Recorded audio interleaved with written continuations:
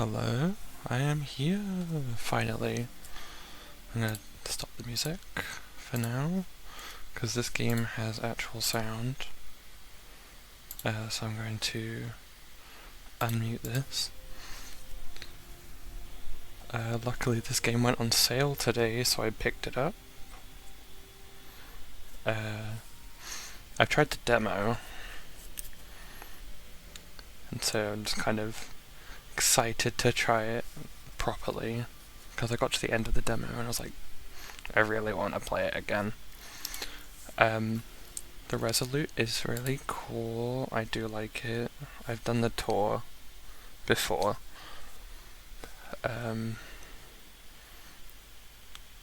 Just walking around it is quite interesting. I'm going to use my controller if the game will let me.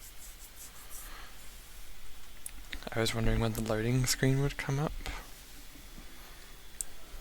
The ship, very circular at the top. Ooh.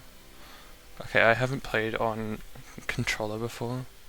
The camera is very slow. Why is this camera so slow?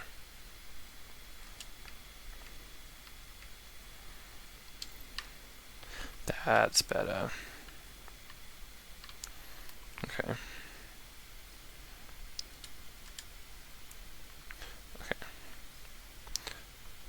Okay, yeah, so I won't be doing that for now. I will be playing the actual game, because I want to experience the game as it is. So I'm going to delete my original save to begin a new save, because I forgot that it saves the demo.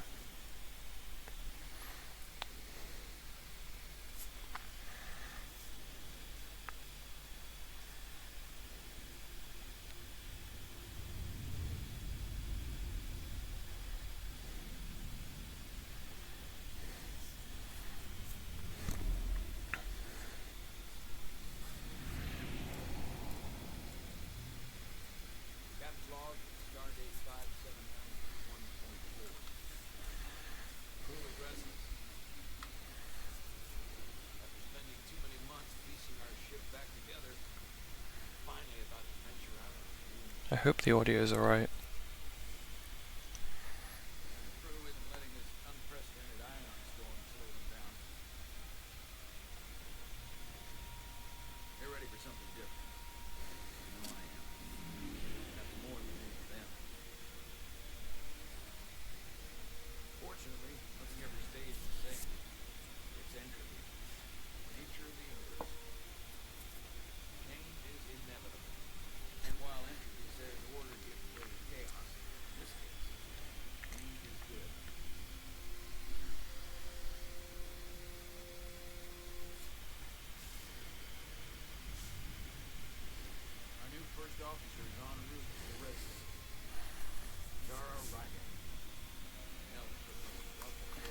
Okay, I can turn it up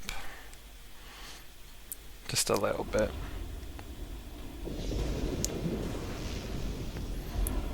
Hopefully that's a little bit better. I did turn the music down originally because it was so loud when I started it. Not the quick time events. No problem. I'm not great with flying. But these little shuttles are the worst. I've seen worse. Stick around in Starfleet and you'll be sure to see worse than this. I have. And you're here to talk about it. In the flesh. That's good. Some of these interactions are really cringe, but so funny at the same time. They can also be really heartwarming too, while being extra cringe. Sorry, I'm a little anxious. I hadn't noticed. I'm on my way to my first assignment. When we get to the starbase, I'm transferring on to the Resurgence. Me too! So am I. The ship looks... That's not even our ship, but the ship itself looks really funny. Where is it?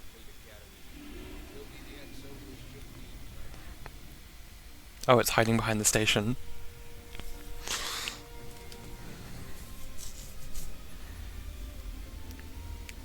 It looks so big. Why is it so big?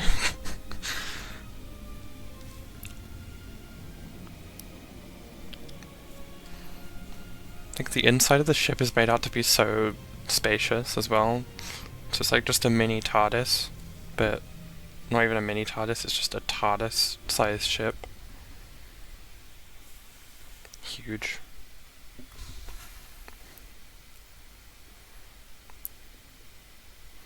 Why are you staying in the shell, I guess? I didn't even notice that while playing the demo. Okay. Where are we? The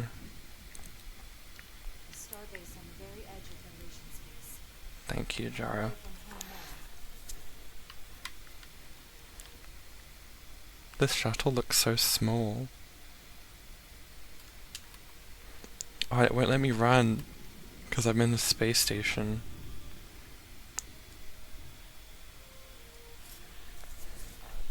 Commander? I'm not usually such a nervous wreck, by the way. I actually did well at the academy. Oh yeah? Maybe you've heard of the Torvalum test? Sounds familiar. It's a tactical simulator that makes the Kobayashi Maru look like a picnic on Pintar's 5. Anyway, I finished in the top 20. Not just in my class. I mean, all time. In the history of the academy. I'm gonna So, try and stick with very good interactions. That's quite impressive. thank you. It was tough. But you know, I set my mind to it and it paid off. I do know at some point I'm gonna have to stand on the outside of the ship and shoot things, which is gonna be a fun thing. Ooh. Oh, scan hand.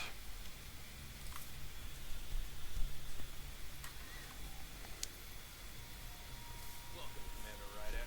Wait, you're Jara Ryder? You absolutely crushed the Torvalum test. You finished in what, like the top 3? That would be me. Now I'm really... It's an honor to meet you, Commander. Sorry, I didn't realize before. The pleasure is mine. I just came off the shuttle and was glad to be on solid ground. The pleasure's mine. And Sammy. Paul Calloway. Good to meet you. I believe Commander Ermont is expecting you. He's in the console just ahead.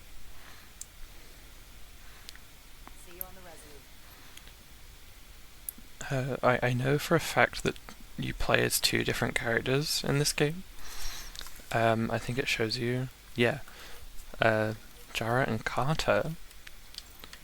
I know that you can play as like a crewman Diaz, and he's my favorite. He's just very charismatic and sweet. I can run! Oh, yes. That's a lot of people. Commander Ermont is a bully. So he's So blue. looking for someone with blue skin. He's over there. He's blue. He's blue. I can't get through there.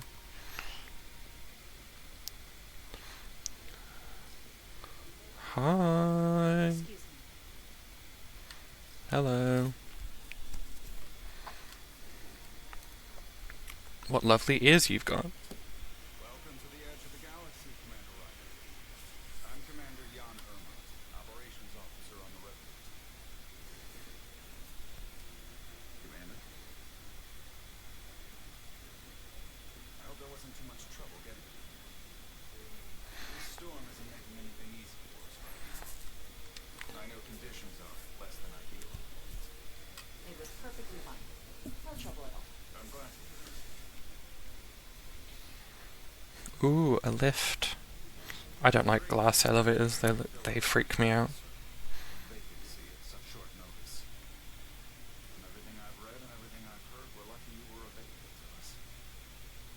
Come in your starship. To our research vessel. I'll do my best to live up to expectations. Little. The ship isn't little, it's massive. And if I can help it, just let me know. Though to be fair, if I was in Starfleet or in any Star Trek media, I would love to work on a ship that size. It's nice, not as big as like warships and stuff, but small enough to travel and do scientific research. And she doesn't look so bad considering 6 months ago she was nearly cracked in half, venting plasma fighting for her life. It was an accident? The equipment malfunctioned. An accident suggests fault, but no one's to blame. It was a planned test, but the warp core was pushed beyond its limits. They destabilized the dilithium, there was a runaway reaction, and the warp bubble formed. We thought we could reach a higher resonant frequency, but it was more than she could handle. Cost us our first officer and 22 of our crew. At the end of the day, we're all responsible for each other. That's what it means to be a crew. I can't even begin to imagine what that must have been like for you. I'm so sorry for your loss. Thank you. It does weigh heavy. There are some things you can't forget. I'm trying to be nice, It's been 6 months. but then I don't know if Speak the to them and the crew now. the voice line will be nice when I say it. But I hope that a new mission will help them move forward. If not, move on. Listen. I realize you've known Captain Solana for quite some time. And I'm glad you're ready to bring your best. But I should warn you that when the captain announced you would be the new first officer, for those who felt it was a mistake, that he should have promoted from within. Those people are mean. First. Until they come to value your contributions as much as you can see. Trust is earned. And it sounds like I have my work cut out for me. But I plan on winning them over. Her deadpan stare while she said that. I just figured it was better to know what you're walking into. Of course. Starfleet has assigned us a high-priority mission to the Hotari region. I'll let the captain brief you on board. I know he's eager to see you. Will we be mission ready in time? We have every intention. The crew has been working around the clock to get the ship ready. There's still so much to do. Okay. Am I able to move again? Is this Diaz? Hello, Diaz. I've missed you.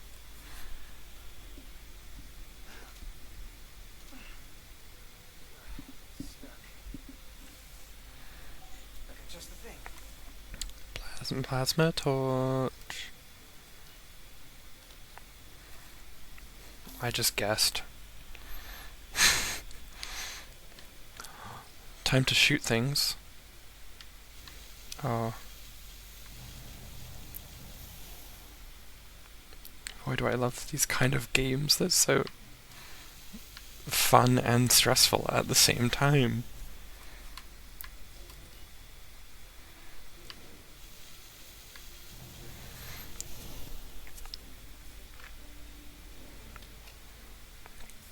When I played the demo of this, I played it on keyboard and mouse. So trying to do all of the keybinds and stuff was quite interesting.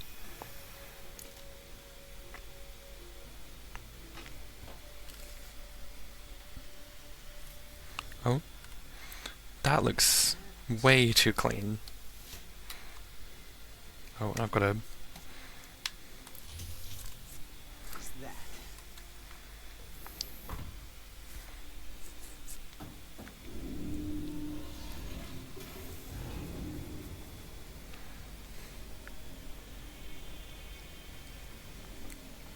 Just the people casually on top of the shuttlecraft. I thought that thing was totally fine. Oh, hello. I can't remember your name. Nice work, Carter. Oh, it's Nakata. Carter Diaz. And not a moment for sitting. That's what his name was. Once done engineering, like now. Is it Carter Diaz? I feel like it is. Because they keep referring to him as Crewman Diaz. Oh, I did make a good first impression. Yay. That's what I was trying to do. Oh, she shut the door in my face. Okay, I'm following you. I stop in the middle of the corridor. Nice. I love every single detail they've put into the ship. It just makes the ship feel more, I guess, alive.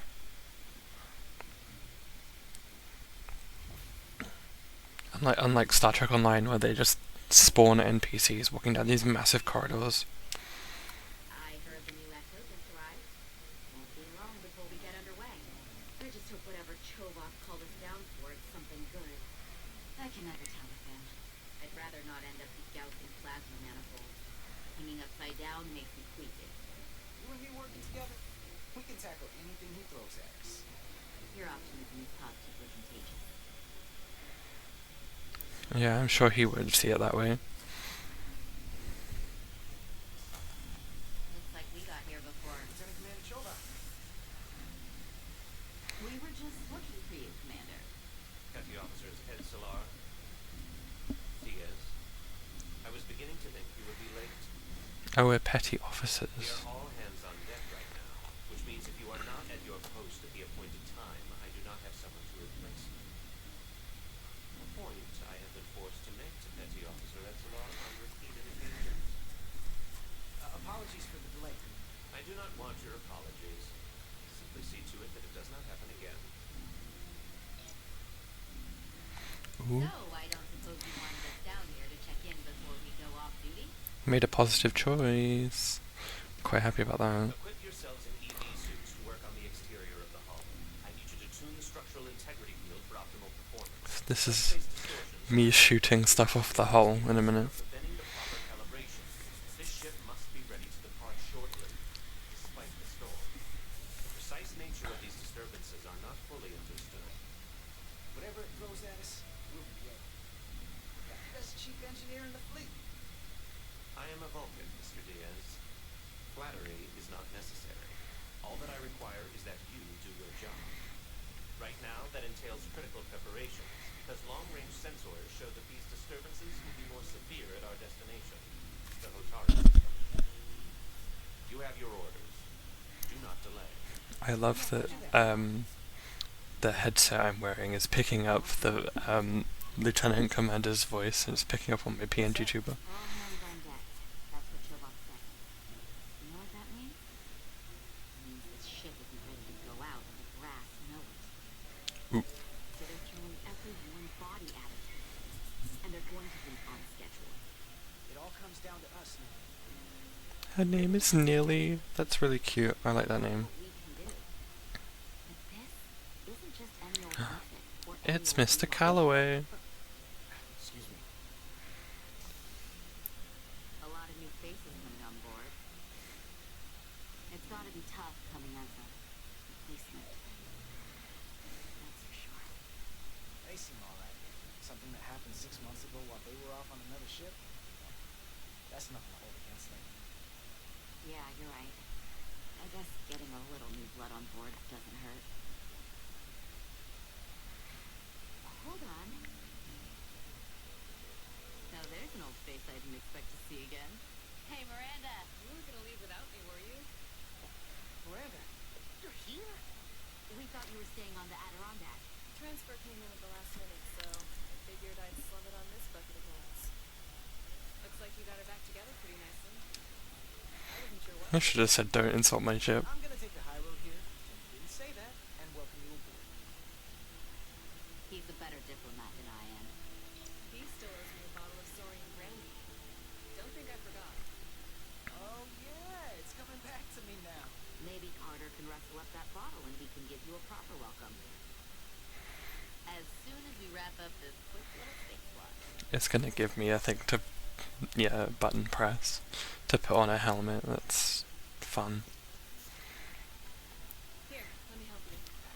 Thanks.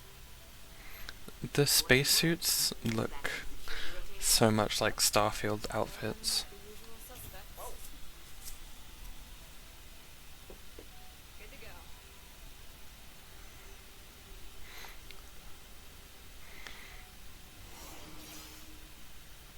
See you on the other side. Goodbye, Miranda. Activating magnetic soul. Ooh. Activating.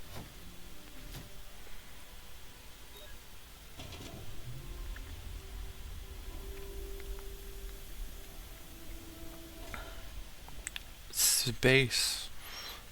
Let's go.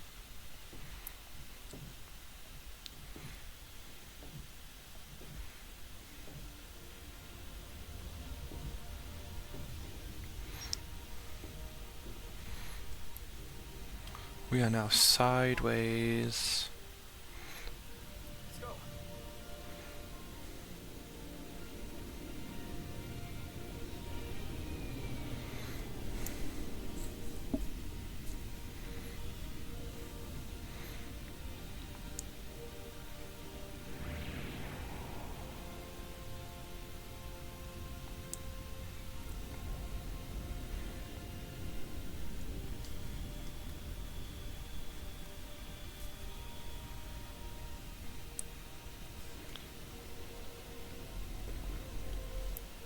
Back to Jara, it seems. Captain Solano should be here momentarily.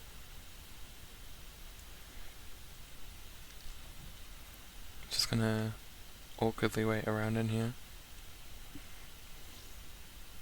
You'll have to forgive me, I don't know much about Cobra Hunt. But my understanding is you need a steady supply of duridium to keep your cell structure stabilized, or bad things start to happen. And we have plenty of duridium in sickbay, so there's no risk of running out. Thank you. Feel free to make yourself at home.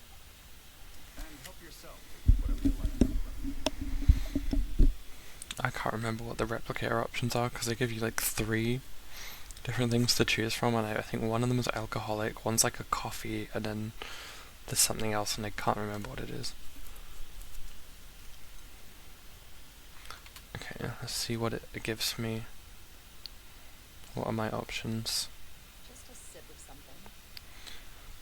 Yeah, tea, coffee, and Rectogeno. I'm gonna give her a coffee. Decisions. Coffee.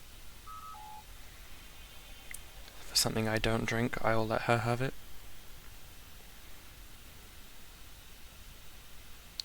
Perfect temperature. Don't know how they do it. And she's just gonna take a sip and put it back. Jara Ryder. Last time I saw you, it was graduation from the academy. You'd already secured I forgot how old he looked. assignments possible. Burning with enough ambition to fuel 7 trips around the Necrid Expanse. It's good to see you again, Captain. I could not be happier to have you on the Resolute. The regret is, we couldn't provide you with a warmer welcome. The arrival of the first officer to her new ship deserves a bit of fanfare. That would be totally unnecessary. I don't need any pomp and circumstance. You've been here all of 5 minutes, and already you're trying to make us more efficient. I like it. As I'm sure you've heard, we've had a rough go of it these last 6 months. The ship suffered some damage, but not nearly as much as the crew. I heard that you had an equipment malfunction. Is that what they're calling it? No, that's just someone being generous. If anything, leadership malfunction. We were on the verge of a major scientific breakthrough. A quantum leap forward in warp core technology. 10,000 teradynes per second. The ability to travel at a sustained rate of speed longer, faster than we ever dreamed. What would have been the crowning achievement of my career? Right there. In our grasp. Until it all went so horribly wrong. We pushed her too hard, and a warp core malfunction overloaded the system, creating a pressure gradient way beyond what the ship could handle. It was heartbreaking. We lost some of our best people. As captain, I have to take full responsibility. It was my decision to make, and I have to live with the consequences. We all know the risks when we sign up. There are no guarantees. As much as we tell ourselves otherwise. true. But as captain, my job is to mitigate and manage the risks as much as possible. And that's where I fail. In my defense, I will say I might have avoided the whole ordeal if my senior staff had been willing to trust me. There was a lot of pushback from my former XO. I think that cost me his confidence. I don't want you to pull me punches. Certainly not on my account. Once we decide on the course of action, I need everyone to fully commit to the mission. Anything short of that just won't work. And that's when things start to go sideways. Whether I agree or disagree, I can promise that I'll be honest to a fault.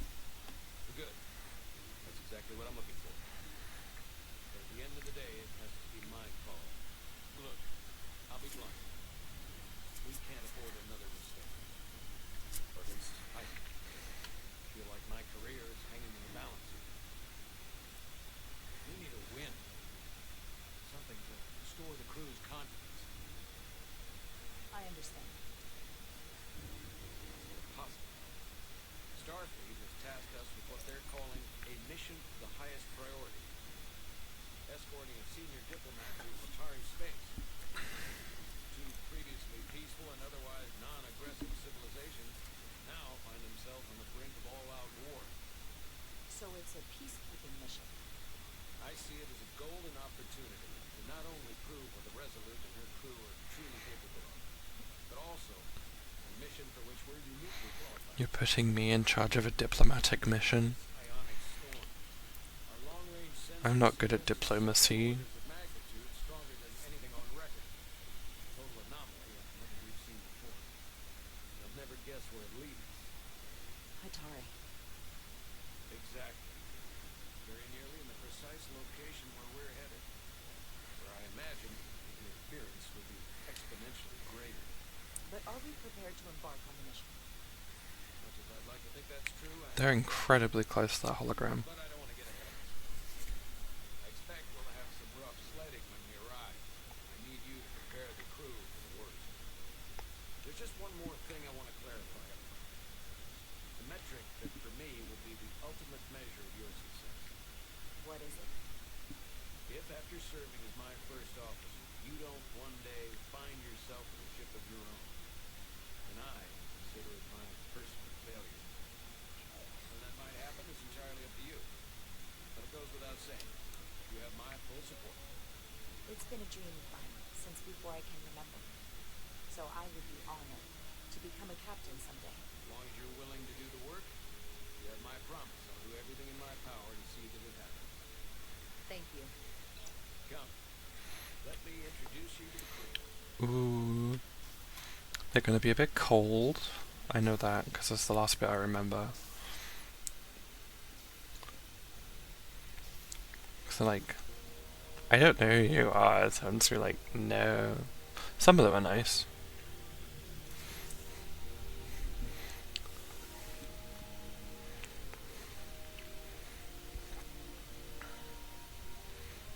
Everyone, if I could have your attention for a moment. I'd like to introduce Commander Jara Rydak, our new first officer.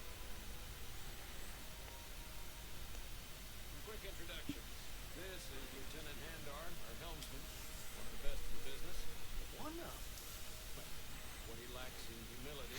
He's a Bajoran. A pleasure to meet you. I love the jewelry. Likewise.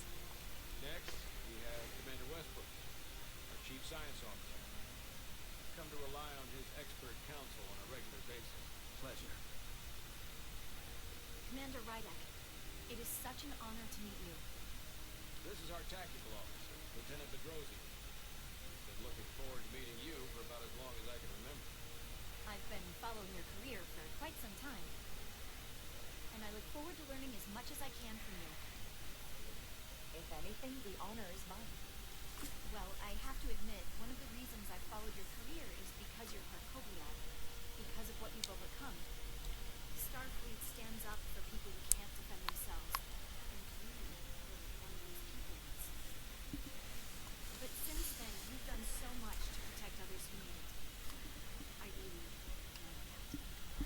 So, That's really you are sweet. something of an inspiration to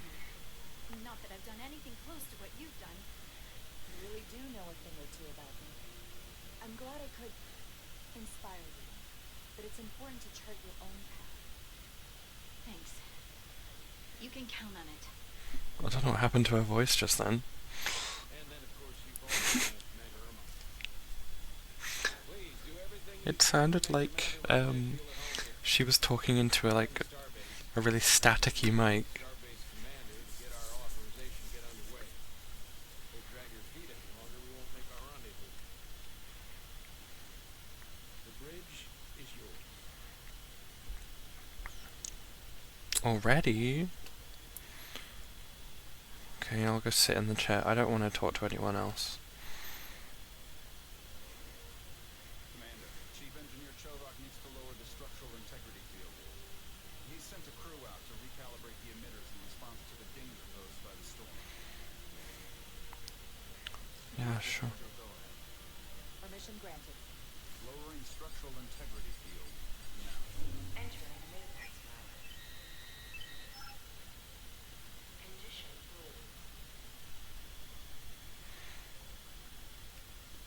We don't get the weird sounding condition blue sirens. Worse.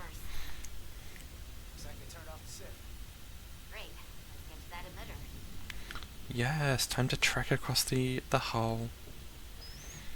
My favorite bit. Because I have to shoot green balls in a minute. Every time we're out here, I half expect to see her in pieces again. She's still got some scars on her. It adds care. When I joined Starfleet, all I wanted was a ride out of town. But this isn't exactly how I pictured it. On the outside of the ship. No. Sometimes it feels like we're just part of machinery. Don't you want more than that? I mean, Starfleet is noble and all, but it's still a machine. Yeah. Of course I do. Starfleet's an open door. We just have to walk through it. We wanted to get away. But it's like the door is like a million miles away. I didn't want to wait years just to get out and see the galaxy. I wanted to go somewhere. See new worlds. Look up at a sky no one's ever seen before. Just because I'm cranking a hyperspanner up in a Jeffries tube today doesn't mean that's all I'll ever be.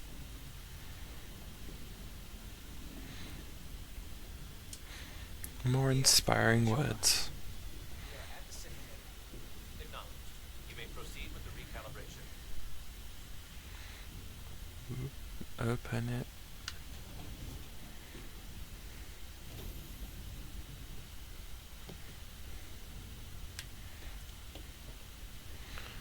Oh, that's a lot of tools that I don't understand.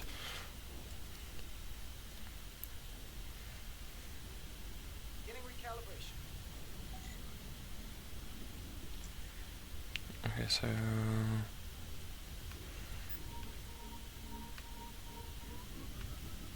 Careful.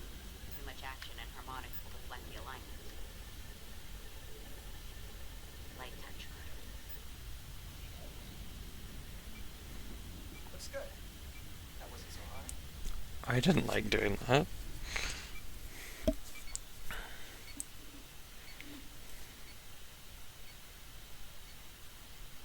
Commander Westbrook, right? Chief Science Officer. You remembered my name and my rank. Impressive. Hello, Key Silverstein. Yes, I'm the Chief Science Officer, and I have the dubious honor of being the most senior officer on this bridge. I know the ship inside and I out can't unhear Zhongli. better than just about anyone. What a very impressive list of credentials. This is a research and discovery ship, first and foremost. Now with a former tactical officer as its new first officer. I'm curious though. Koblion, or Path in your case, is an odd choice for first officer, given your vulnerable condition. But if, as an example, we found ourselves in a hostile situation, and you were suddenly incapacitated because you needed an infusion, what would happen then?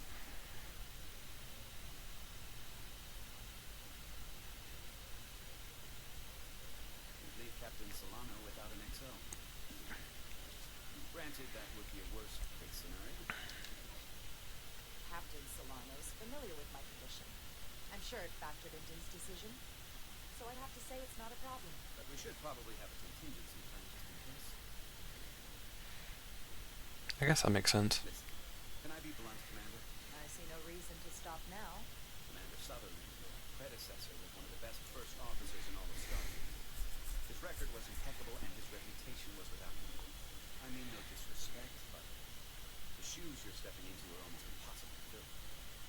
He was loved by the crew, and he was one of my closest friends.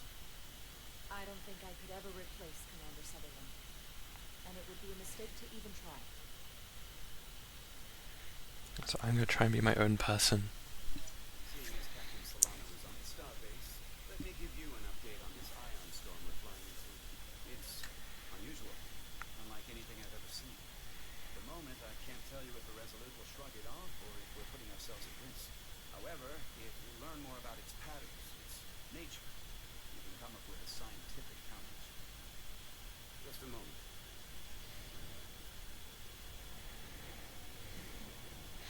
Ooh, not the flashy red lights. We've got a massive energy wave inbound. On screen. Oh no. Tracing its trajectory. Starbase docking clamps are holding. The storm's emissions are fluctuating, coming in waves. And if my projections are right, we're about to get hit by a wide-band burst of ionic energy, like a tsunami. I'm reading power abnormalities. Red alert. Aye.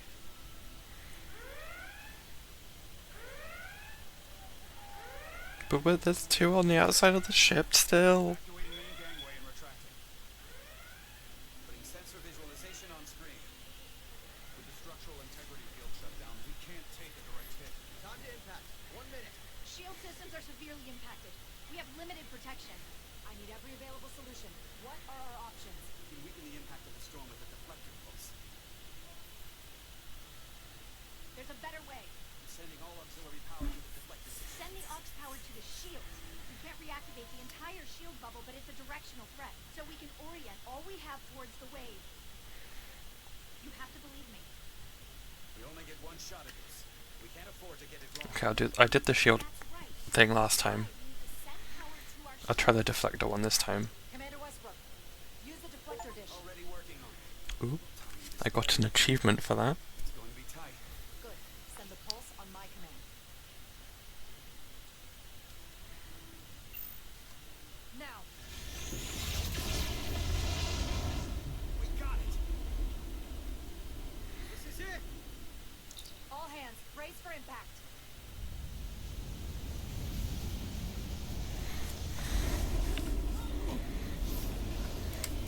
Either way, we still got hit with it. So,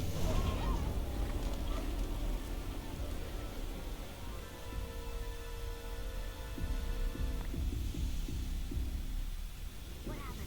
We have experienced a surge of radiation. Oh, you don't say. This radiation supercharged the plasma, forcing it to backflush through the system and creating a dangerous imbalance. Pull out every primary system on the ship. Just tell us we need this. I need you to traverse the hull to the access port to recalibrate the port nacelle plasma regulator. another trek across the ship. We've reached the first access point. Oh, I didn't have to walk that time. Do you see the I don't even think I did the originally. safe circuits? Opening it.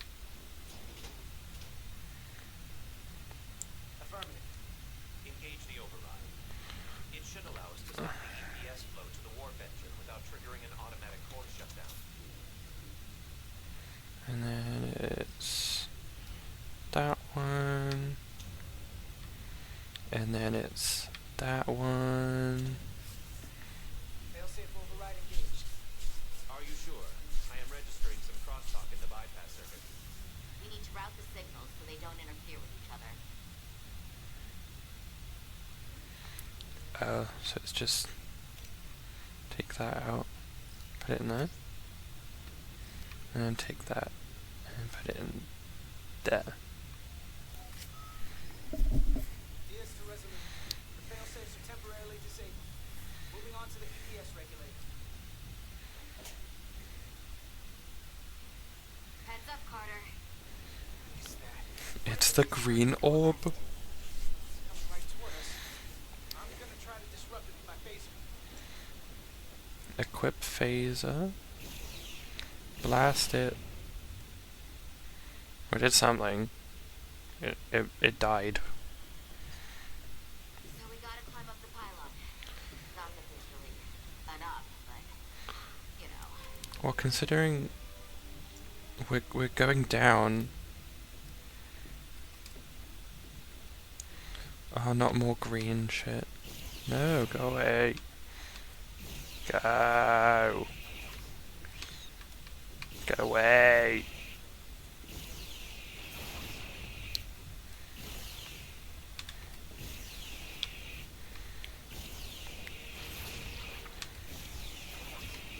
Ooh. The phaser sounded horrible just then. Stay away. Ah, there's one right behind me.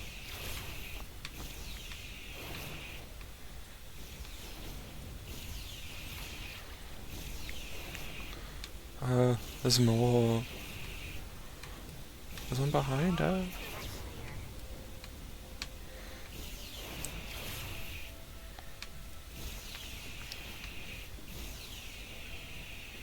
Okay, that's not working. There we go.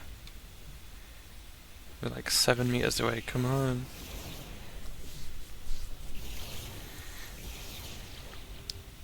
We're at the regulator.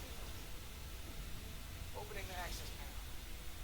Now halting the EPS flows to port nacelle.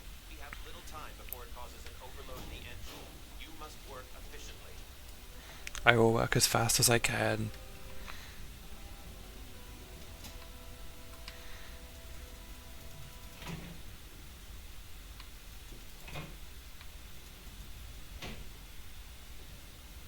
PS manifold adjusters reset to neutral.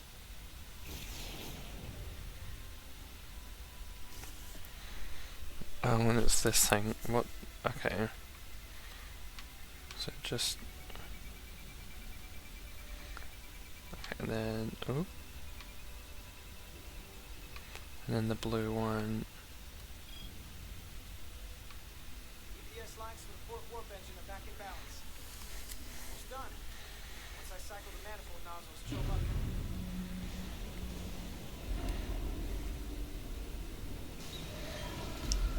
No, the arm.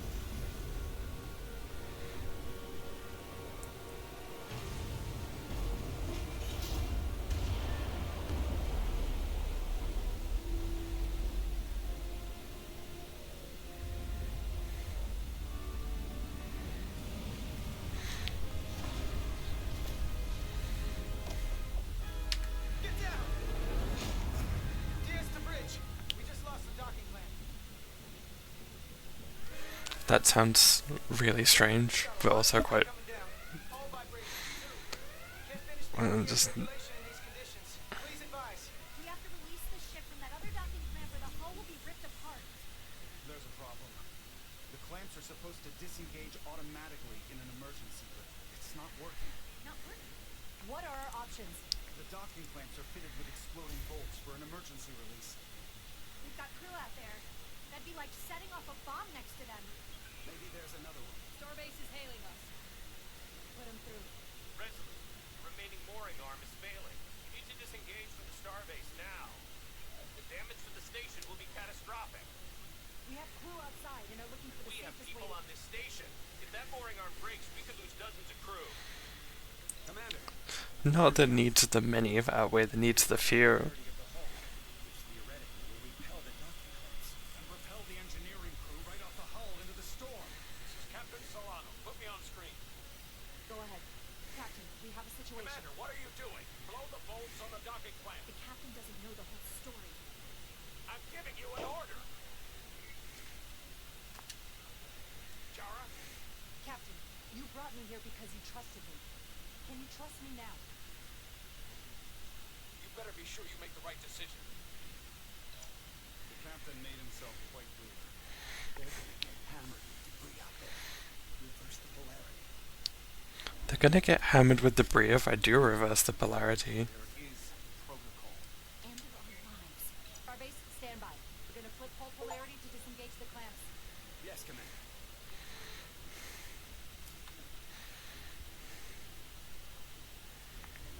At least let. Okay, I was. Be advised, we are going to reverse whole polarity to free us from the remaining docking clamp. Tether yourself and deactivate your boots on my mark. Understood. 8, 7, 6, Oh, we're doing a. 5, 4, 3. We're doing a countdown from 8.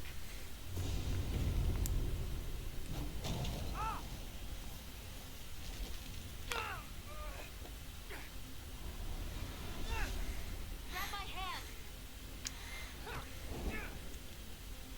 I got you. Thank you. Plasma imbalance is reaching critical condition. We are moments from primary system failure. I got it. Oh, move it all the way back.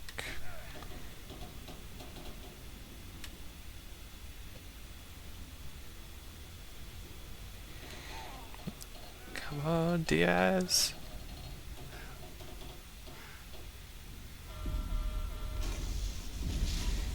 The warp core's going to explode if you don't do anything.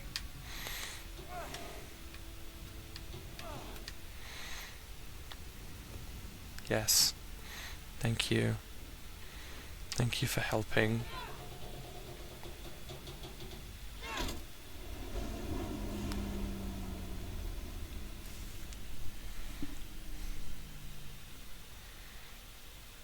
We did it. Oh, there's another green monster thing. No! Don't float away from me. I got you. Petty Officer Etzelar's hurt and unconscious. I'm gonna have to tow her back to the airlock. Mr. Diaz, the situation has changed. You are at risk of triggering a substantial electromagnetic arc to approach the main hull the way you came. Commander, the way we came is the nearest airlock. There's an auxiliary hatch near you on the far end of the pylon. You must bring Miss Etzelar there to access the interior. Okay, Roger that. just gotta drag her through space. Oh. Come on. You can get there. And try not to get hit by any debris. I'm at the auxiliary hatch.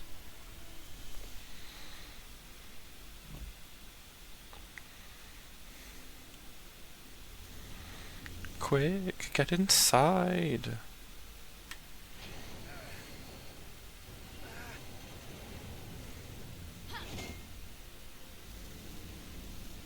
You go first. What? Let me save your neck this time. Fine. No time to fight me on this. Get in there. You better be right behind me.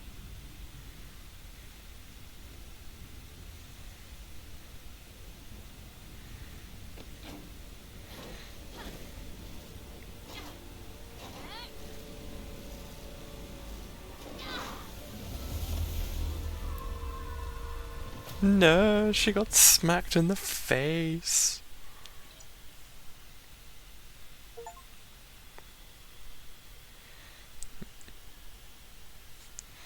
Just the absolute silence. We're in.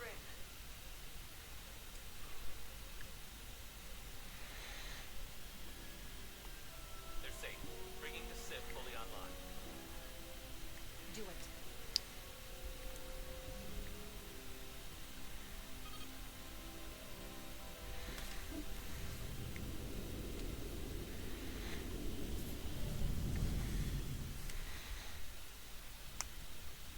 That is as far as I got in the demo.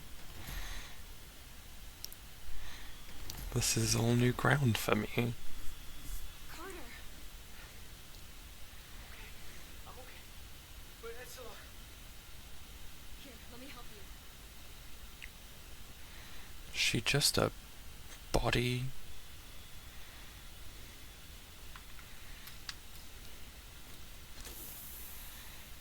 Ooh, that's a nasty scar. We've got one wounded at my location.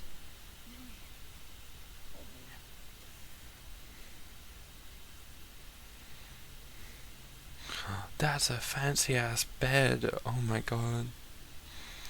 I love that. Sick bay.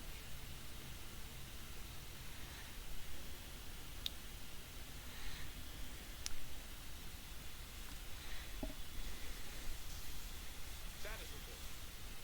The repair crew made it inside. EPS flow is back to nominal levels.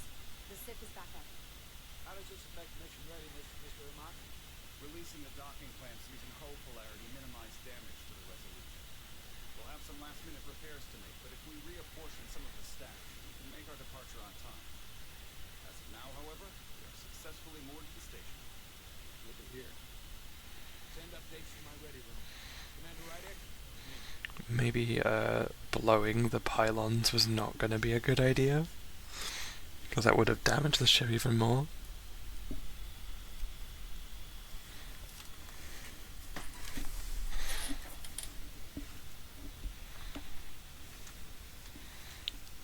Oh, the awkward silence again. You disobeyed my order.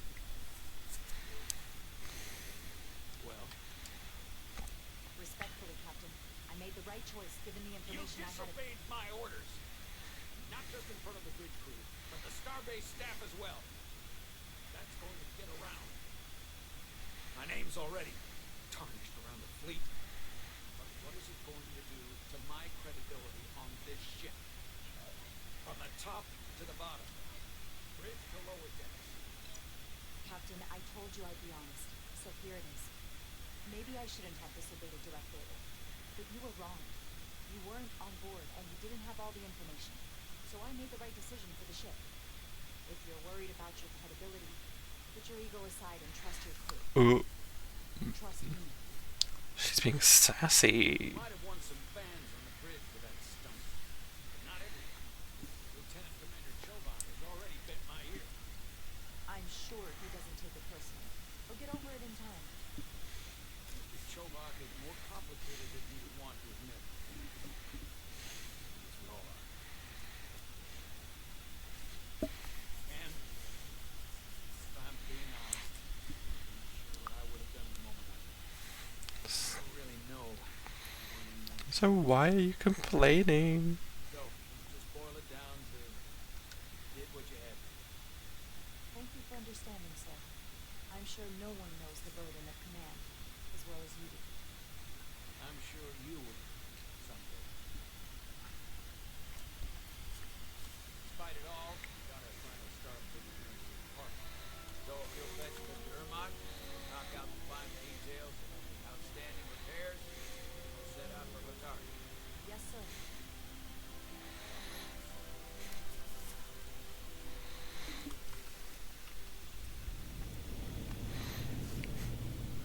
I've been going at this for almost an hour and we haven't even left the station yet.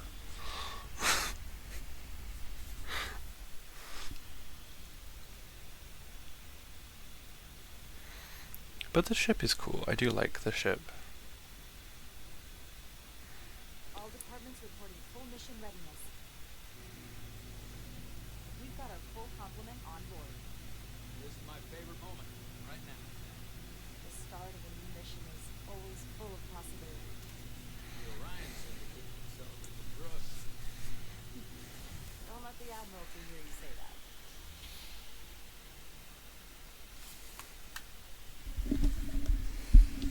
Captain on the bridge. Sit, everyone. You all know, I'm not big on speeches. We're embarking on the first mission since our refit. Let's make it a good one. Disengage docking clamps. Oh, they're actually disengaging properly this time. Docking clamps released. Thrusters ahead, Mr. Hazar.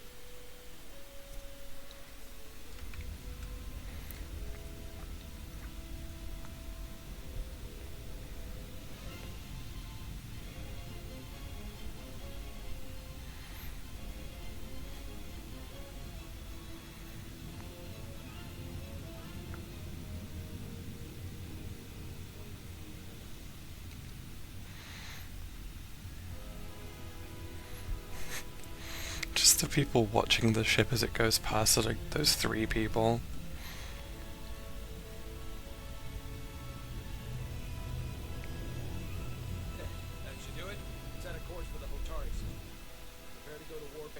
Hi, Captain. You know what? I get to do the engage. Me?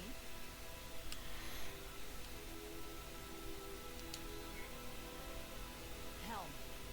Do it. I didn't want to say engage, that's not my thing.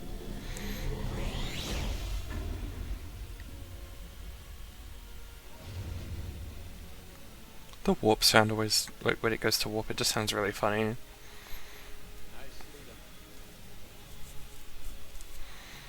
done. Now I get to sit in a chair. Whoa. Careful. Thank you. I'm fine. Really.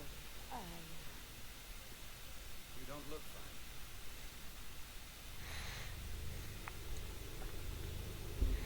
fine. Ooh. The ring is red.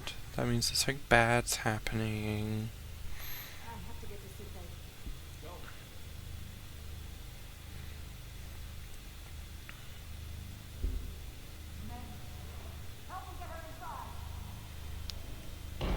Go. Oh, and she's on the floor. That thud did not sound very nice.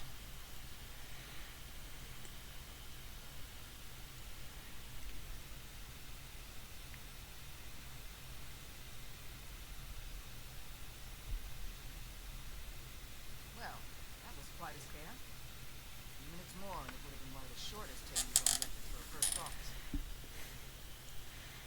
Is that the engineer that was out on the hull? That storm did a real number on her. Sure did.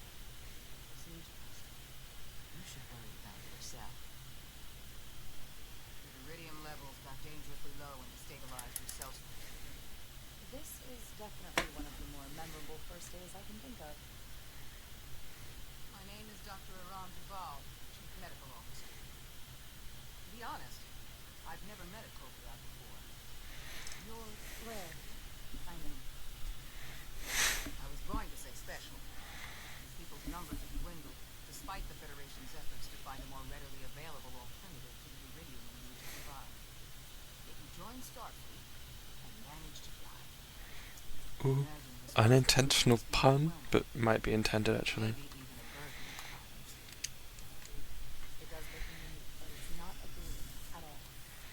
I'm honored to be Kobiad, to represent my people. As you should be. And don't worry, I won't treat you like a science experiment. I just do the science and you do experiments to Solano. You don't agree with his methods? I don't agree with his definition of acceptable risks. Not when the lives of your crew are at stake. My professional opinion is that the accident took a toll. More than he's willing to admit. He's overstressed, operating in the pressure cooker of his own mind. Which is never a good headspace when the lives of your crew are at stake. What concerns me is that now he's even further away from the thing he's been chasing his entire career. Breakthrough discovery. A major innovation. Something he can put his name on. I hear you. But that's my job, to make sure that doesn't happen. And we don't lose sight of the bigger picture. Which is exactly why I'm so glad you're here. You need me now more than ever. I have to give you credit for having earned the privilege. It took guts to defy the director. I guess word travels fast around here. It's a small ship. And everyone's curious about the new so They say it's a big ship and then they say it's a small ship. it's gonna stabilize. God, this is, And I'll spare us both. I mean, I know it's a small ship My responsibility to compared to other ships in the fleet that they've got. Legions of divinity, you will not live. It's as simple as that. Understood. My work here is done.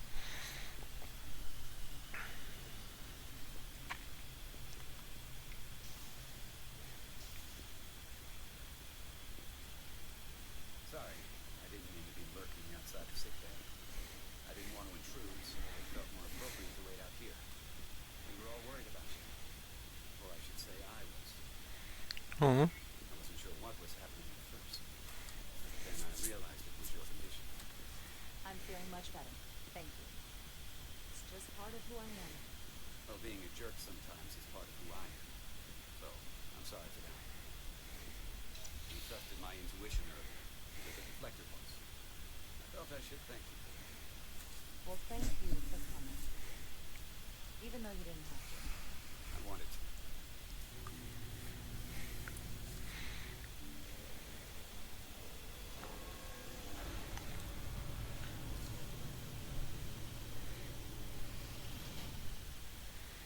Complete the diagnostic sequence and the shuttle will be cleared for service.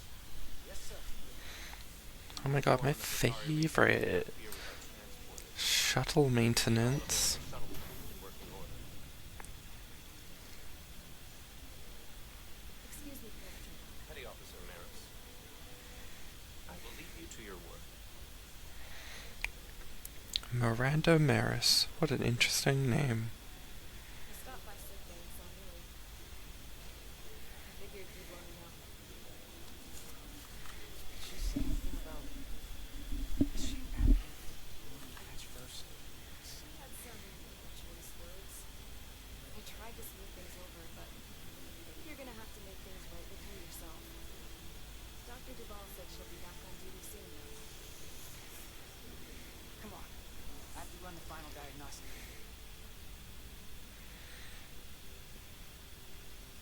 I can't stay long. I've got a long to-do list before we get to Hatari, and things are piling on faster than I can check them off. We're making all our last-minute checks and security, too. Hey, you don't have to keep me company. We got things to do. Go do 'em. No. I'm here because of my to-do list. Oh? There are some things that never seem to have the right time. So why not now? I had a chance to think about this while I was away. Then you and me almost got killed out on the hall. And I thought it was important that I just come out and tell you. Instead of tiptoeing around it. Or worse. Amanda. Is everything alright? Yeah, I'm fine. Maybe even better than fine.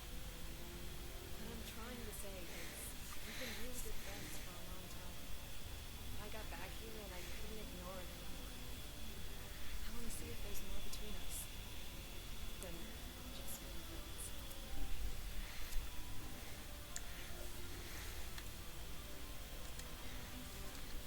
Are you sure about this? They're my feelings. Of course I'm sure. I know what I'm asking, which is why I'm being direct. I like you, Carter. And I think there could be something more Ooh. than this. Sure. A gay man saying yes to a straight relationship. Yes. I'd like to see where this goes.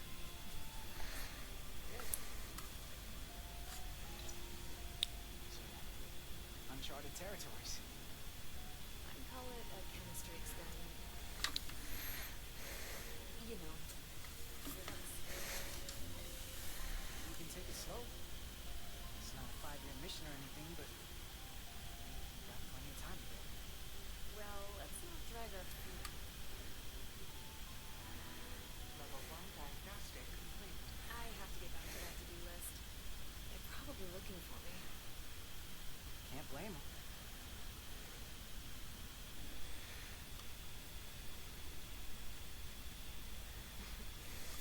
I'll be seeing you. I guess you will.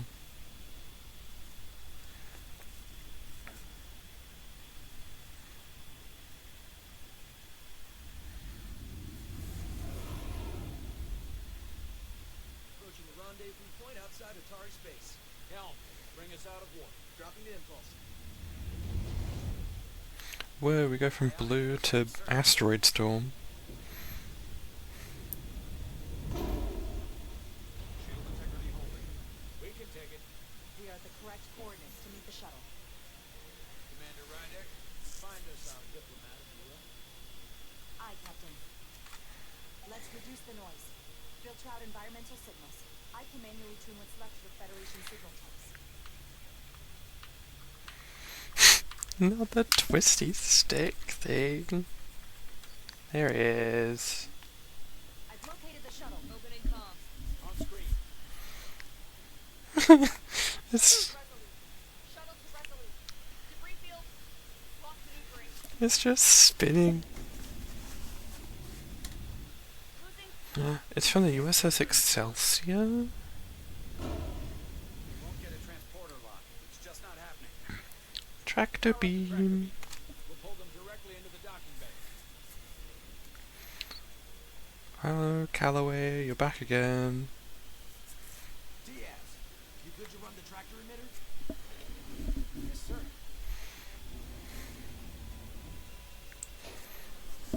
Come on, Diaz. Fire up the gaming computer, let's do this. First thing, lock onto the shuttle and stabilize the rotation.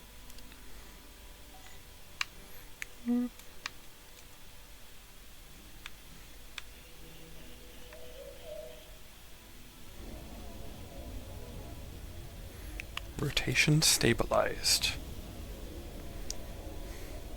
No. Pulling in debris. I'm on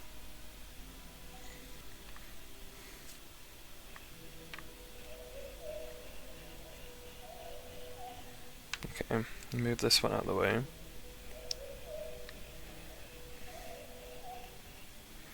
And then move this one out of the way before he hits it.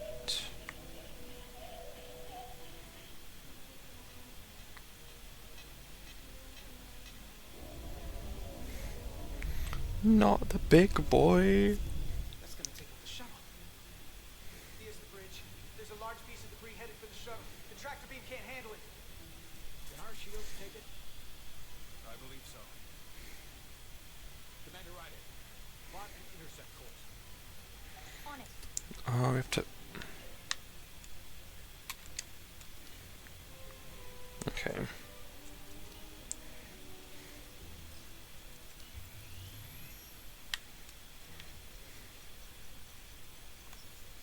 Okay. Here we go. Maneuvering thrusters bearing 53 Mark 17. 200 meters on an intercept course. Maneuvering.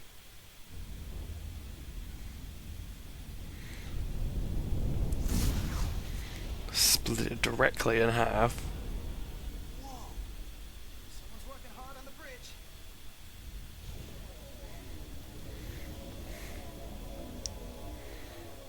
More mini games. Here we go. Oh.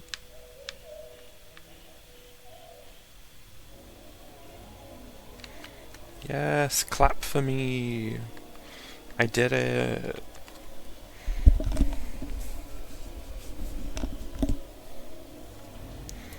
Safely landed. Like a pro. We got the shuttlecraft on board. Good job. We're on our way down to meet them.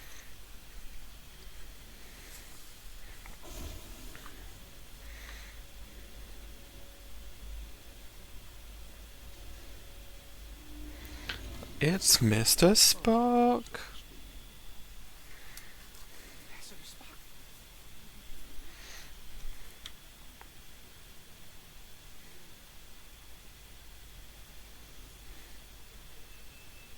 The captain will be right down to meet you, sir. In that case, I will wait for him here.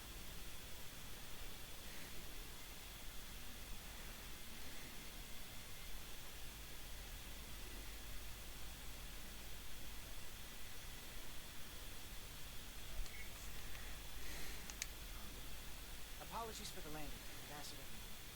I was operating the tractor beam, sir. I take responsibility. Our arrival was the smoothest part of our journey. Your artistry with the tractor is commendable. We thought we were prepared for our arrival in Atari space, but it is evident my craft was not sufficiently robust for such intense ionic activity. The storm has been pretty intense.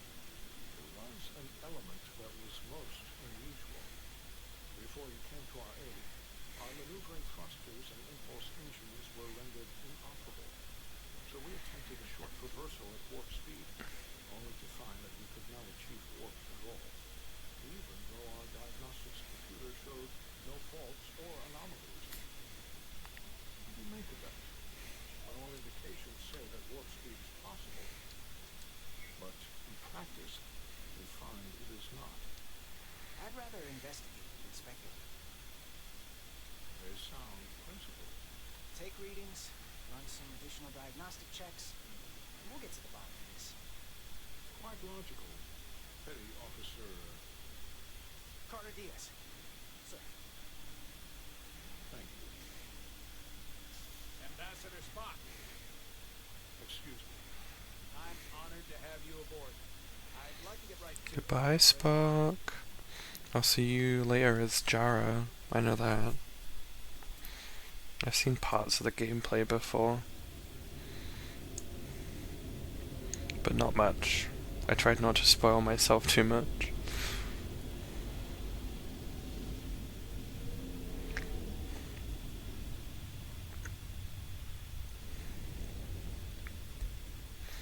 This is a pretty conference lounge. My senior staff.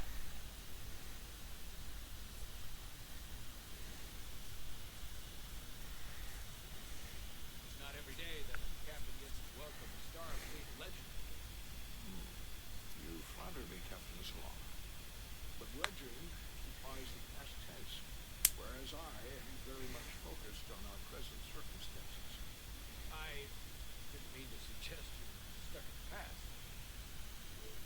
You're right.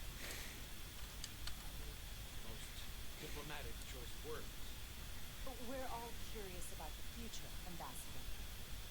Specifically, what exactly are we getting involved in here? We got the basics from Starfleet.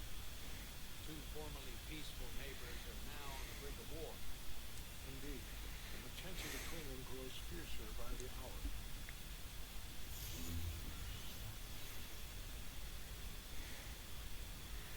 Olivia and Hotari. The Olivians were the more advanced species. They made first contact with the Hotari over a century ago.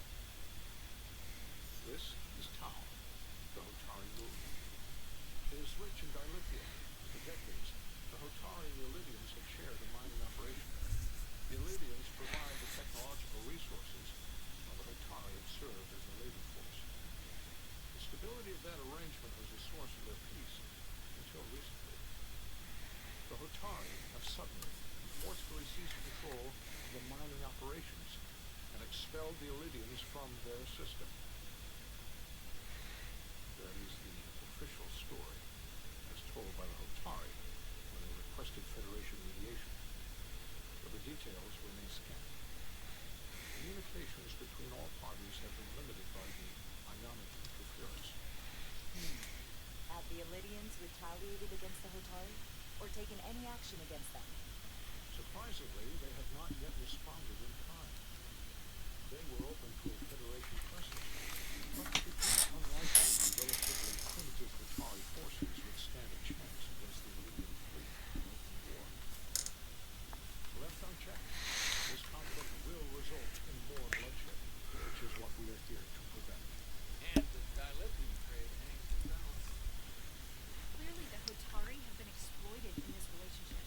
Maybe we can persuade them peace is a more profitable alternative for everyone.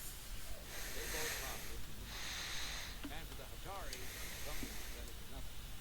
We can call it profitable or mutually beneficial, but at the end of the day, the Hotari are still being exploited for their own resources. True peace is not merely the absence of war. And as such, this conflict will surely come again.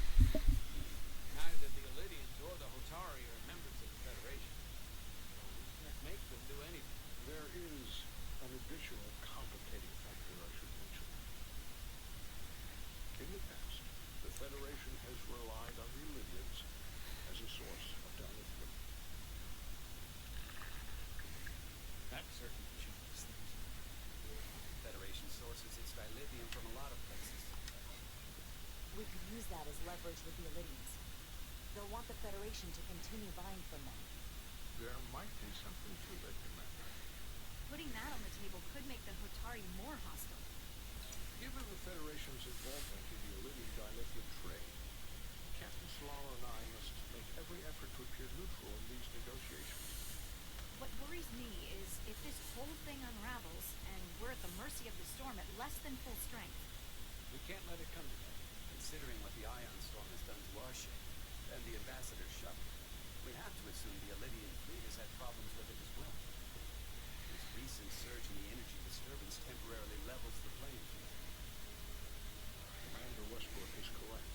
The energy anomalies around the Hotari systems have been noted in the past. That may answer why the Hotari were able to strike back after so long. They finally had an opportunity, and they took it. That would also explain the Elydians' restraint. Reason to learn as much about the energy anomaly as we can while we are here. We do not want to be caught at a disadvantage of our own. I trust we understand our circumstances. We're operating on a strict timetable here. We're going to be leaving for the negotiations shortly. Commander Westbrook, I want you to leverage our systems to investigate the anomaly from here while we're gone. Aye, Captain. Thank you all.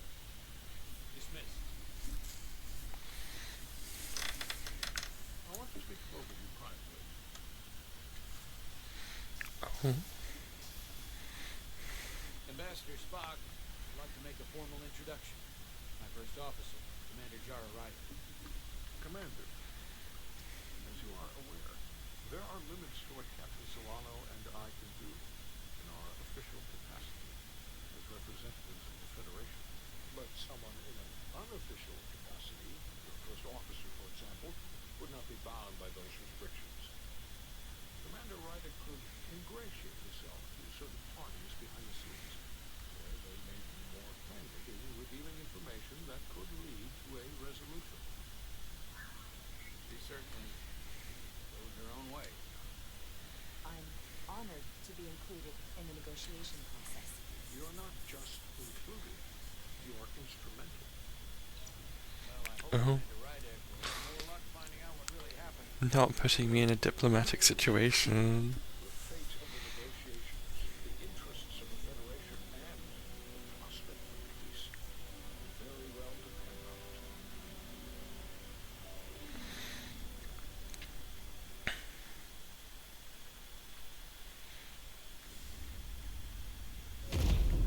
Oh god, that was fast. Made me jump.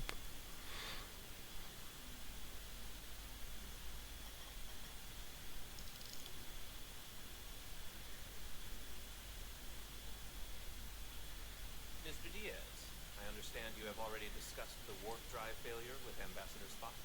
I have. It is imperative that the Ambassador's shuttle be flight ready. I need you both to ascertain the root cause of the system failures you encountered. I'm surprised, Commander. I thought you would have wanted to work on Ambassador Spock's shuttle yourself. I respect the Ambassador and his many accomplishments, but I do not derive any satisfaction from interacting with his shuttle as if it were somehow transubstantiated through its association with it. Especially when I have the entirety of this starship to concern myself with.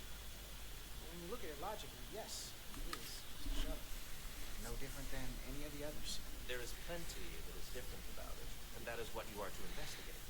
But please limit your findings to observable scientific phenomena. We'll try. I can go with an Then I easily will leave you to it. notable Take note of any difference, abnormalities and that it's not from our ship. Carry on.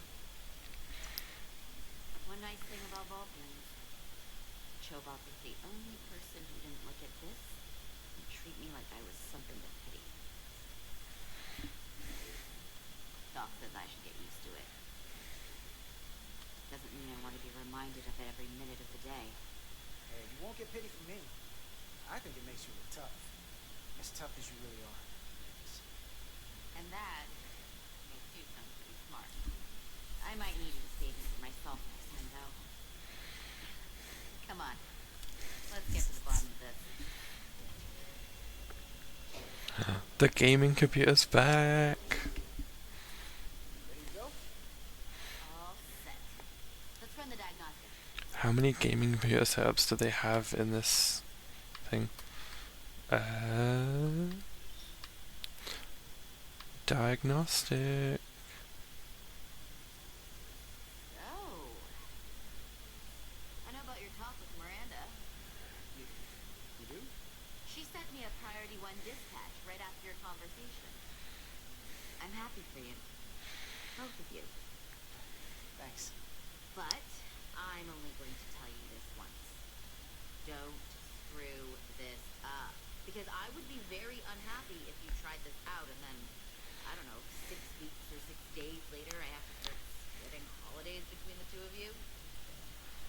because things went south and you're not on speaking terms. You really don't believe in me, huh? It's not you. Or her. Just running the numbers, and things don't work out more often than they do. I like my friends, and I like our group. I don't want to lose that. Is that thing done? Yeah, it's wrapping up. This just got cut Relays off. along the primary EPS are blown. Backup relays are all intact. An EPS overload from the warp drive could cause that. But how did the shuttle end up dead in the water? Maybe the ship's data recorder can tell us something. Yes, the black box. Here. They were only about 8 minutes from their plotted warp point. No faults, just those warnings. What are they?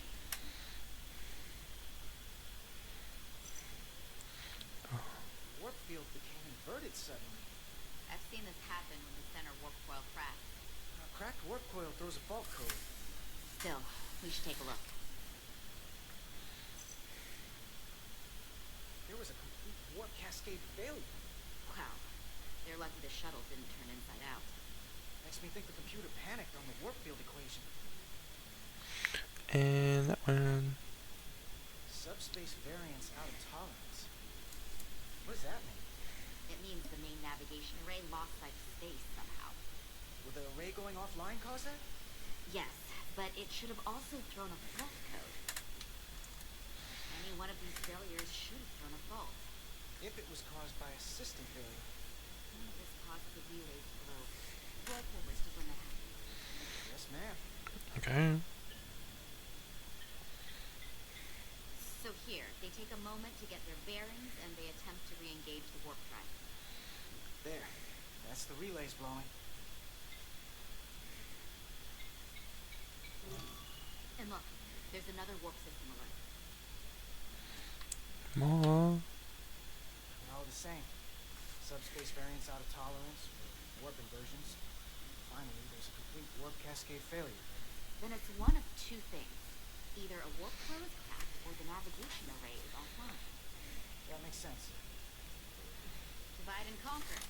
You want to check the warp coils or the navigation array? I'll check the others. Not overcomplicate this. One of these systems is likely broken. I'll check the nacelles for a cracked coil. Time for me to look at a glowing stick. I have to hold. I use X to equip the tricorder, hold right trigger to scan glowing objects. Okay.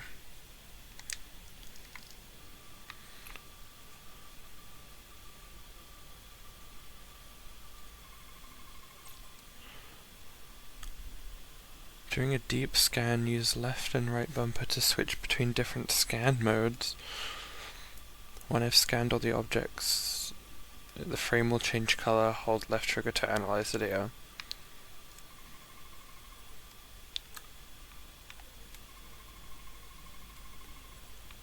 Okay. And last but not least, nope, is there another one?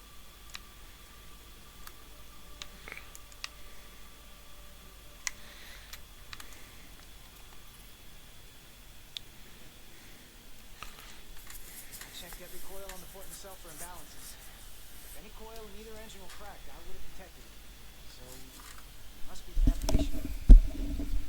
Except it's not. Checked and double checked. Well, the readings don't lie. Here comes the security intel for the way team. Oh, hi Miranda, she's back. Uh-oh, she's coming over. Hey, I'm not here.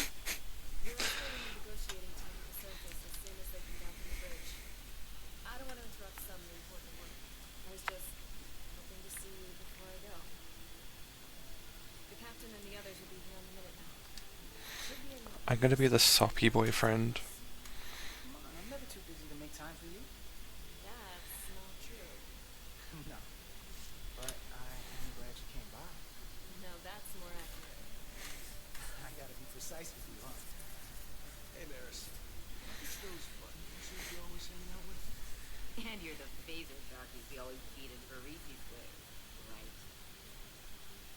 Aboard for Hotari. That and another one of the captain's railroad things. Gotta be. I just usually zone out by the time he gets to the holdout. Steam engines were the warp drives of their day part. Catch y'all later. You don't want to miss your train. I do have to go.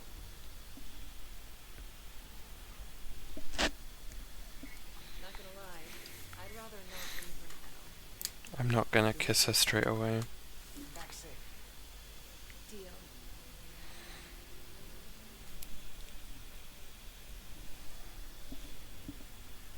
Be seeing you.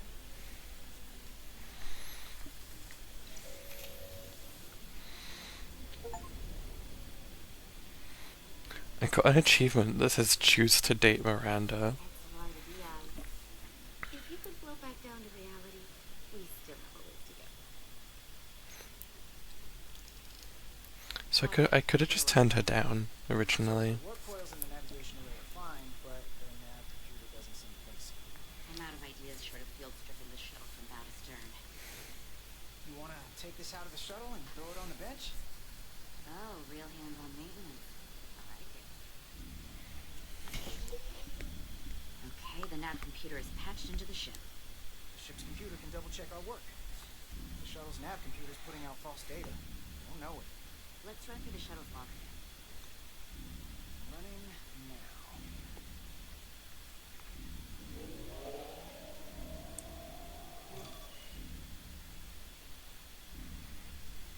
Same. Warp field inversion and the cascade failure. However, the Resolute computer doesn't show the same subspace variance. We're in the same conditions that the shuttle was in when it failed. Why wouldn't the ship's computer get a matching result? What if the subspace variance was a momentary occurrence? It's a possibility, and it would explain why the simulation under our current sensor readings failed to reproduce the issue. A subspace anomaly strong enough to cause a warp field collapse would leave graviton with us for days. Let's run with the momentary subspace variance theory for now. Roll forward to the shuttle's attempt to re-engage the warp drive. We need the conditions of space around the shuttle at the moment of warp failure. Resuming simulation.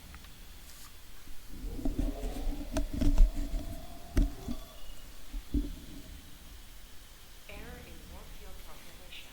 Operant formula variables are unlearned. That way for now. Take the shuttle sensor data from that moment. Computer, why did the warp field calculation fail? Warp field pressure return non-orthogonal. Results are undefined. That doesn't help. Wait, what if we use a different ship?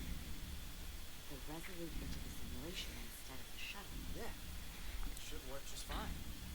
Unless... Computer, run the simulation with the Resolute.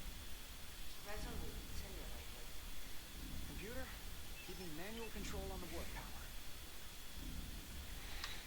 Static field intensity for 1.1. 1.2. 1.3. Warp pressure is destabilizing. Error in warp field calculation. The warp drive has experienced system-wide cascade failure. Warp field collapsed. Subspace variance is out of tolerance. Cochrane formula results are undefined. Bingo. What-o? The same moment when the shuttle failed to warp, so did the ship. Whatever happened to the shuttle just happened to us. The Resolute will not sustain warp. We can't leave Hotari space. Oh. That's an issue if we want to go home.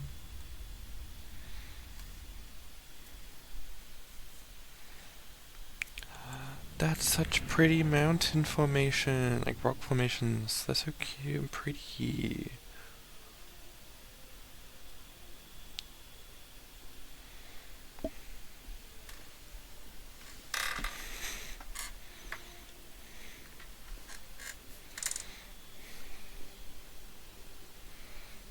Ambassador Spock, Captain Solano, welcome to Hotari.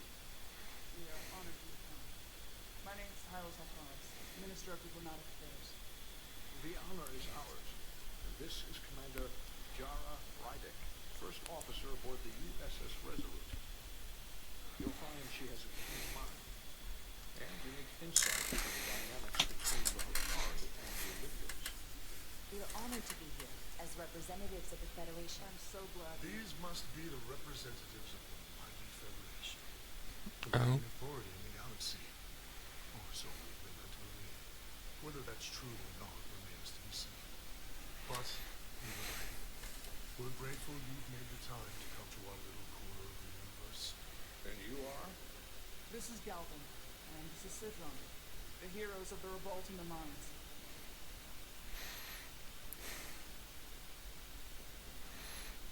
Ooh, those are some fancy coats. Let's hope this is the last time we ever have to come here. Ooh. If you'll excuse me.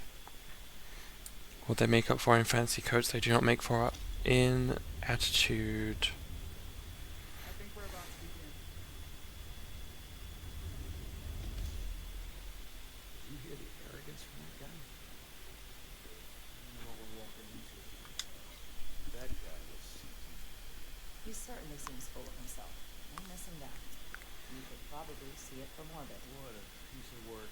Remember, we are here at their invitation. We must remain deferential whenever possible. Of course, but even that has its limits.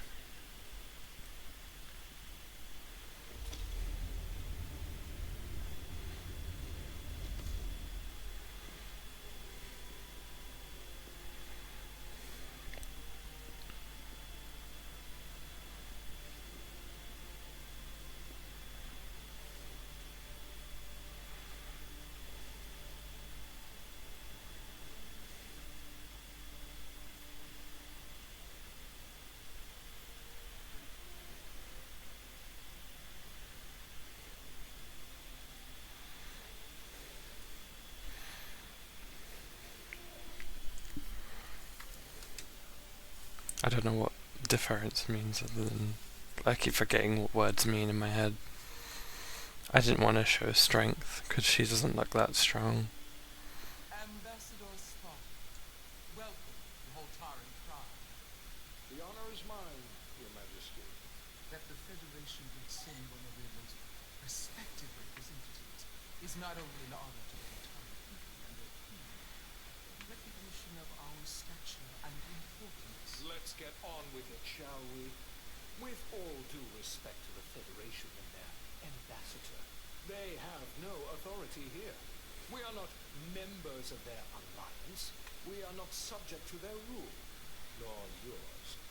We demand the immediate return of all mining operations to Elydian control, as it has been for centuries and will be for centuries more. That has always been our understanding. That understanding has changed. Then you invite war. And if you cannot remain silent, you will be silenced.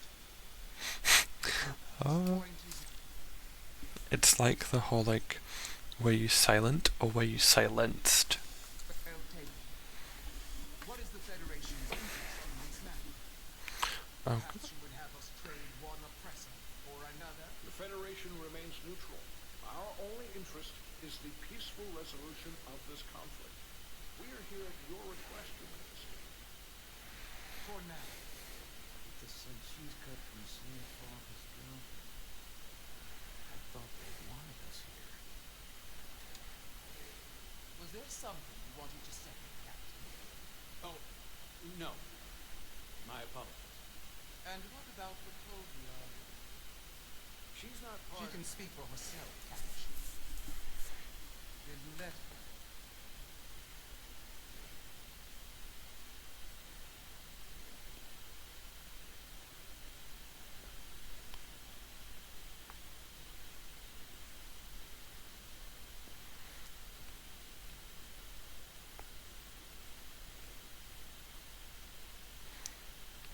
Now then, what is your name? Commander Jara Ryder, Your Majesty. Being a Clovia, you would know better than anyone. Your people suffered brutal treatment at the hands of the Cardassians. Their injustice towards the Clovia is as unimaginable as it is unforgivable. Not unlike how we have been treated by the Elydians. As much as they'd have you believe they are the victims here, remember it was the Hotari who attacked us. Hundreds of innocent Lydians were slaughtered without mercy in those mines. The blood is on their hands, not ours. Quiet! If after all the Promenade suffered, you finally had the chance to right that wrong, to get out from under their control, would you take it? Or would you negotiate peace?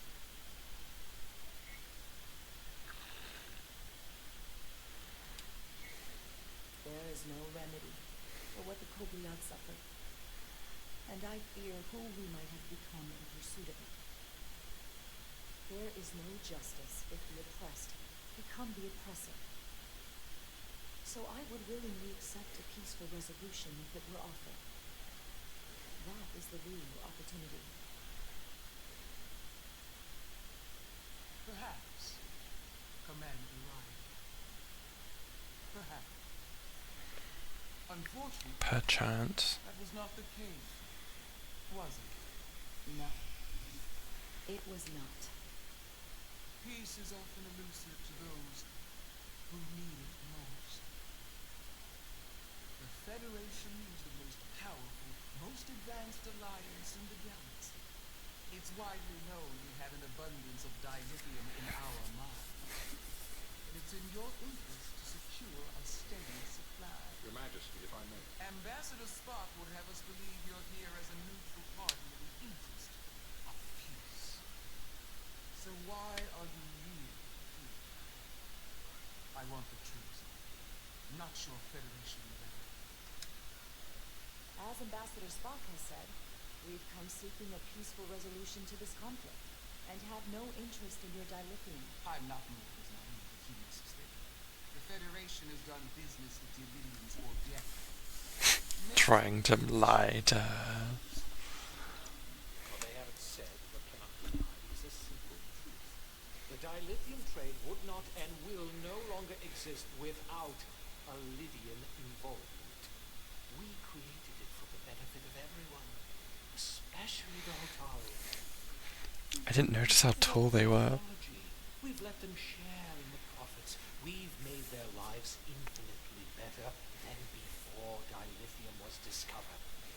All of that goes away if the Federation turns a blind eye to their treachery.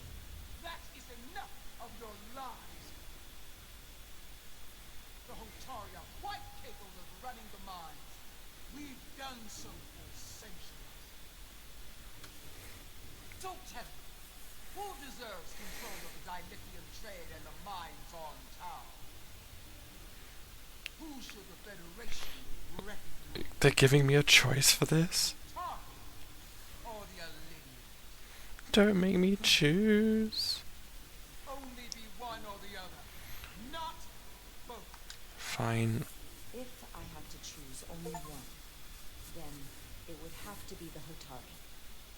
Well said. How could the just and wise Federation make any other mistake? Maybe I should have gone with the Lydians, but Has lost all credibility. Mines are ours. Lydia will not be deterred. We'll take back our mines by any means Then you necessary. will see more blood spilled. I am more than willing to address your concerns, Your Majesty. Yours as well, Representative. And I suggest we could have a more productive conversation with a smaller group. Perhaps only the most essential representatives.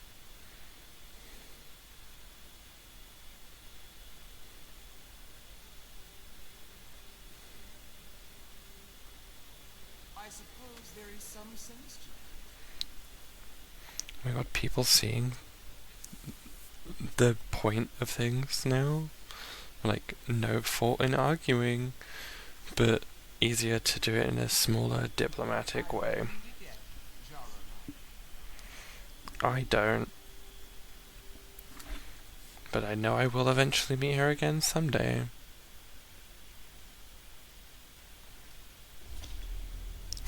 That look that he gave me. Spock and I will cover everything on the diplomatic front.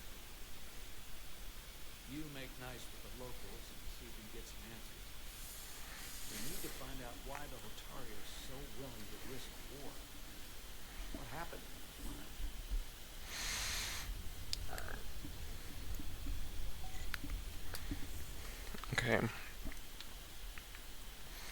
Time for some diplomacy. I can appreciate the water. Soothing. Wow. Such great quality content that was. Just saying soothing. Hi, Sidron.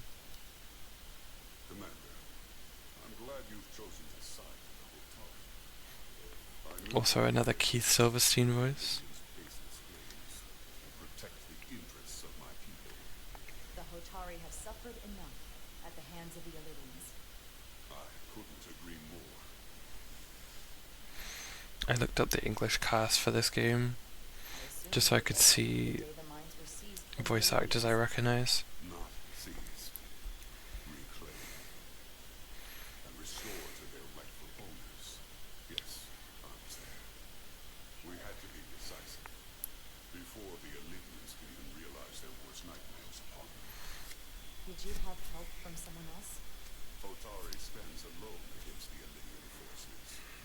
We don't need help from anyone.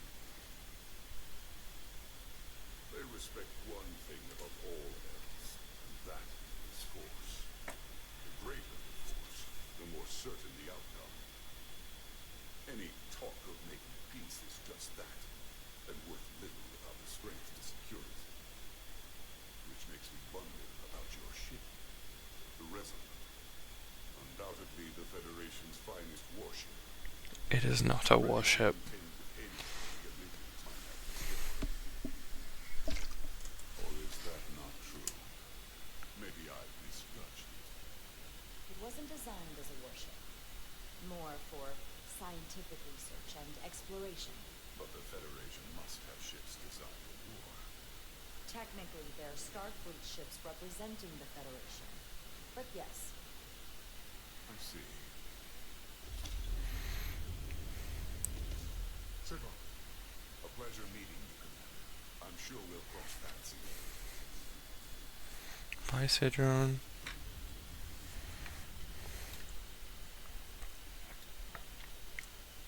Hello. A Lydian officer doesn't even have a name. I'm probably not telling you anything you don't already know, but these negotiations rely on the Federation's neutrality, as does any hope you might have for a supply of dilithium in the future. So, why you would choose to side with the Hotari escapes me. Without a Lydian involvement, there is no dilithium trade. But clearly, you weren't aware. We are and will remain completely neutral. Our only interest is the peaceful resolution to this conflict. As is ours. Of course, the question is, at what price?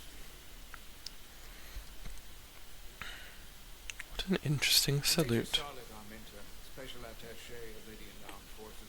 Pleasure to meet you, Commander. I have my issues with the Hotari, but I have to give them some credit. They know how to seize an opportunity. Inciting an uprising the same day as a massive once-in-a-lifetime ion storm. Our assumption was that this storm was just an anomaly. Yes, a very convenient anomaly. At least that was what we were told. Of course, I wasn't there. But who am I to say otherwise? You sound skeptical. Well, the official story is that it was the storm that enabled the revolt. How else do a bunch of unarmed, unorganized miners seize control of an entire moon, much less thousands of mines? But I've talked to people who were there. They tell a different story. They say they're lucky to have escaped with their lives. That it was more than just the storm. That somehow the miners were able to harness the energy of the storm. I know it sounds crazy. I'm not even sure I believe it myself. But that's what they She say. looks so angry. You said the Hotari were primitive. Well, they are. Except for the part about weaponizing ion storms. Ooh. If you'll excuse me, Commander Arnold. She caught him. Commander, if I could have a quick word with you. course. I'm encouraged to see the Federation supporting my people. I'm afraid of what might happen without your help. If anyone deserves thanks, it's Ambassador Spock. No one is more invested in negotiating a peaceful settlement to this conflict than he is. I'm so glad. We need his help before the situation escalates further than it already has. It's been very trying. I saw you speaking with the Iridium. I'm sure they're painting themselves as the victims. The Iridians are under the impression that Hotari are somehow the cause of the ion storm. Which I'm sure they attribute to our lack of experience or sheer inferiority. So we are as much the victims of this horrific storm as they are. As suspected. Hotari had the upper hand. We see ourselves as strong instead of downtrodden. New voices have risen up. Old voices shouted down. Calvin and Sidron have become national heroes. Now they have the community. Better or worse, depending on your perspective. I get the sense you don't exactly trust them. They're minors, not diplomats. Trust their instincts, which are leading us to war. My fear has been that the Iridians will launch an attack and crush us. We've seen their leadership know that. They could have retaken the mines whenever they wanted to. It looks like a tooth. Never happened. And as strange as this may sound, I can almost see they're afraid. I just don't know what they're afraid of. The same bluster and bravado you would expect from them. Was it for fear of the repercussions, once the Federation became part of the equation? Possibly. But I almost want to say this was from the very start. Before engaging the Federation was even on the table.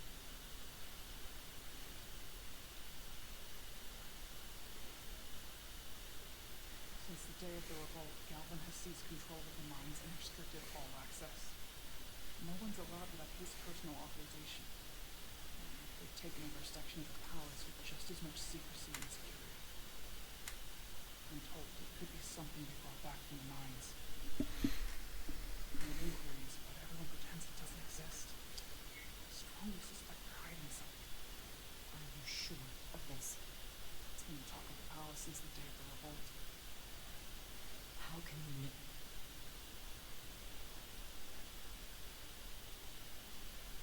I'd better see what's happening. Do you think you can find out what they're hiding? I need to see proof of something before I can make my case to the Federation. I can try, but even if I found it, I might not know what to make of it. Take this.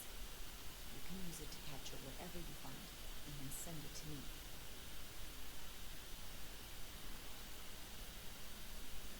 Thank you. We're being sneaky. Let you know what I find. I look forward to our meeting again. Being spies. Captain Solano, where are you? Which way am I going? That's the question.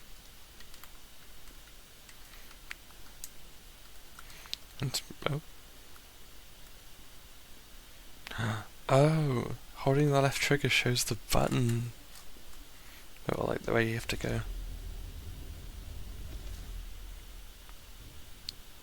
Well, that was a disaster. What happened? The Hotari refused to concede anything, so the Ilidians stormed out. The Hotari did not invite us here as peacekeepers.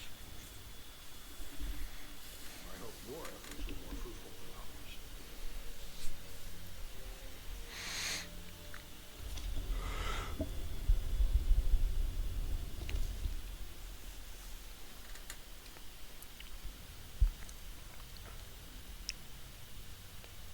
Gravitational harmonics failing to resolve. Warp bubble stability degraded. Increase output to maximum. Increasing warp output to maximum. It's happening again. Oh? What? The warp thing? Warp failed. It is evident that presently the Resolute cannot achieve warp propulsion. Since our diagnostics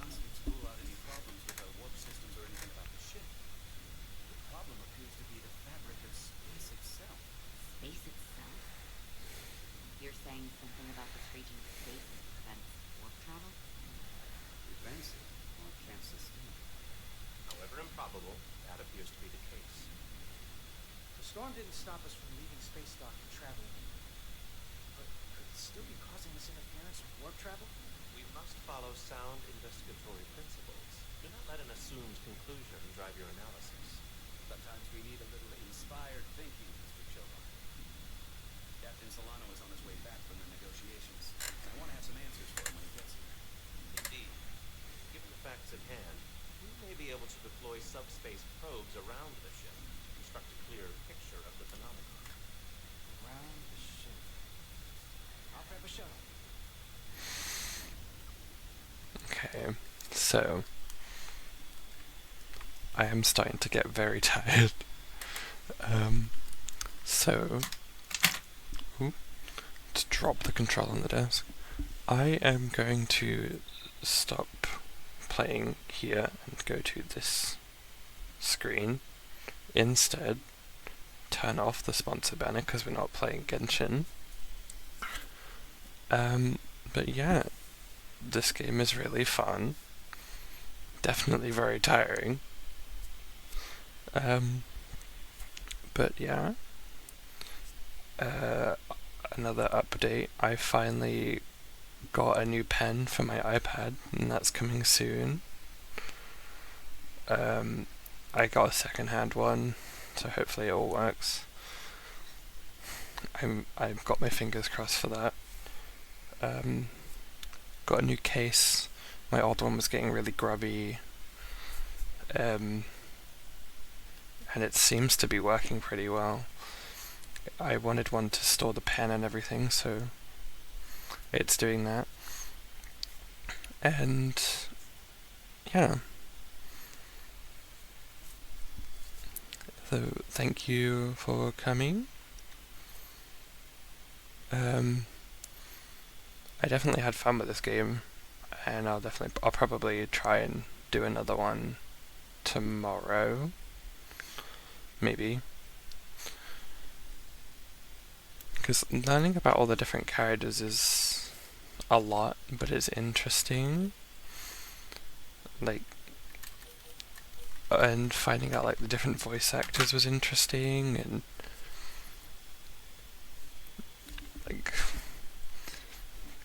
I'm gonna go back to the screen a minute just to show it up. So we have this guy. The audio's gone. Why is the audio gone?